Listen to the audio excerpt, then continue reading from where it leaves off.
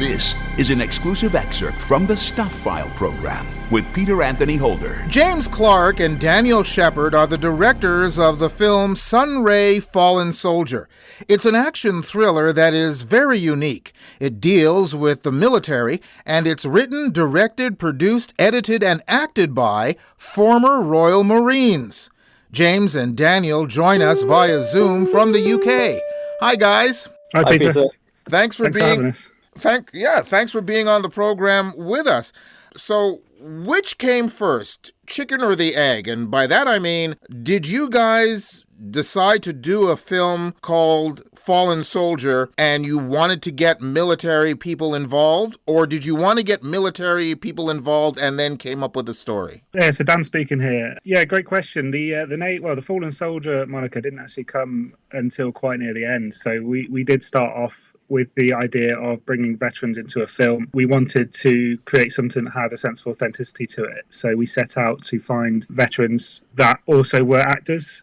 So we were looking for people that had left the military and actually got into acting professionally so that they also had a skill set in that area. And the film was originally called just Sunray, but obviously with the way the story plays out, we added the extra just to make sure that people kind of get an idea of what the story's about. Well, that comes up to the second thought. I think you just kind of answered that. I was also wondering if the people you were involved with in the film, if they were people that you had served with in the military, or were they just strangers that had a military background? James here. Yeah, we knew some of them in advance, and some of them we'd heard of through friends, but I don't think we'd actually served in terms of like side by side with any of them. But we'd all served in the same corps, the Corps of Royal Marines. So I think that's where we kind of got them from in the end. But yeah, when we were looking for it, we knew we wanted veterans in the film, and then we were trying to we couldn't just have any old veterans, so we were searching for veterans who had acting experience, just due to the nature of what the film's talking about and some quite heavy scenes and some emotional scenes.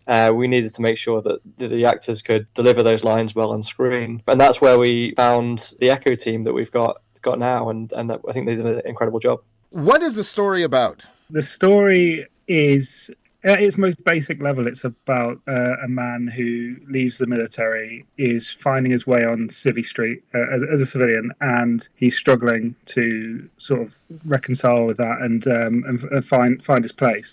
And then, unfortunately, his daughter has a bad encounter with drugs, and he ends up going on a revenge mission, essentially, to find who he believes is responsible. But when he sets out to do that, he begins to learn a lot more about himself than he ever anticipated. And it's very much... There's a much deeper story to it than just the action that we see. Now, when it comes to the military, there's always the brotherhood, the team aspect of being with your fellow troopers in either the field of battle or whatever the case may be. Did that same kind of feeling present itself while on the set? Are these literally your band of brothers now going on?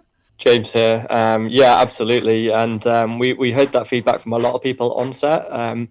Veterans were saying it reminded them of being back in the military, the banter that we had on set. And in some ways, kind of the way we were doing things on set, there's a similarity between being in the military and making a film. You have rehearsals in both. You have hierarchies in both. There was definitely similarities there. And I think the biggest one, and a lot of the civilians noticed it as well, was that kind of banter and that humour in the face of adversity. It's when things get really bad, you make a joke of it and you crack on and you keep giving it 110%. So there's many aspects that were brought across from the military that really aided the production of the film. And I think some of the values from the military are what got this film over the line in the end. It's an auspicious project to mount.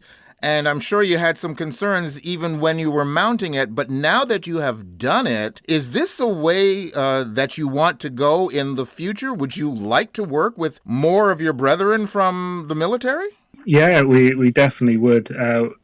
Working with veterans, as James just said, on a film was just amazing. Like what they bring to being on a film set was just like really useful for us. Something I think a lot of people see the military as quite regimented and don't realise that there's actually a lot of creative people in the military. Being able to sort of witness that ourselves, working alongside guys that have also, experienced so much in their lifetimes and have so much rich sort of personal experience to bring to something creative like creating a film is amazing. So we would 100% be looking to work with veterans again on something like this. It was a real sort of boon to our production.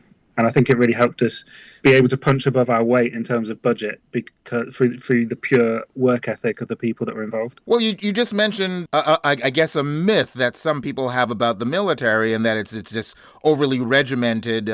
What are some of the other myths that you would like to dispel about people who have served? That's a good question, James. Here, sorry, it's a quite tricky question, but I think the first thing that came to my mind in a way with Sunray is obviously Sunray is about mental health and PTSD. And I think people that don't understand that world can often see veterans themselves as they all have PTSD, or they're all kind of suffering and struggling with what they've been through. But that's from our experiences, it's not the case. There's plenty of people that are going through that, and there's plenty of people who aren't going through that.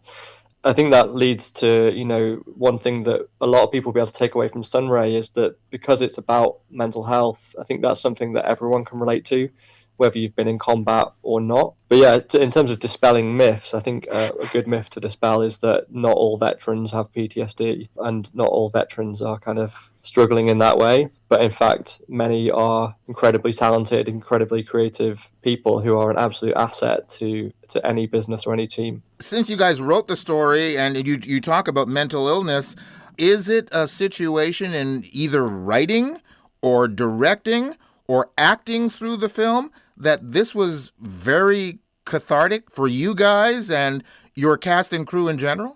Dan here. Yeah, that is actually something we talked about quite a lot and was an unexpected but really great thing about doing this. We didn't set out with that in mind, but what we have learned through doing it is it's exactly that. It's been a cathartic experience. We've had our own experiences, but then also the cast and crew.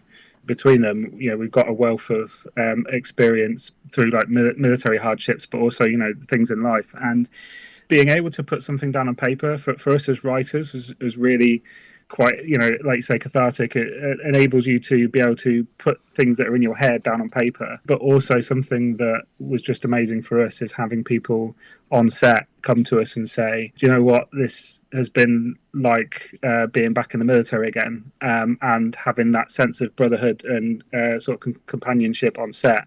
To hear that from other people and to also have a goal and something to aim towards that brings people together to work towards something bigger than themselves.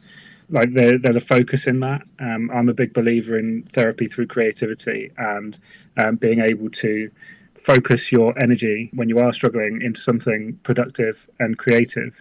I think that there's a lot of power in that that we can sort of draw on, and definitely has been a learning experience for me, and I'm sure James as well, on this journey making Sunray, that that is real, and it can help. Maybe not everyone, but it can help some people. Besides the fact that everyone's in the military in this production, you said that you had actors, you had craftspeople who had a life in this medium after they were in the military. So what's your backgrounds? How did you get to be the directors of this film? Good question, to be honest. So yeah, but me and Dan are both former Royal Marine commandos here in the UK. I served for 5 years, Dan served for 9, I think it was. Correct me if I'm wrong.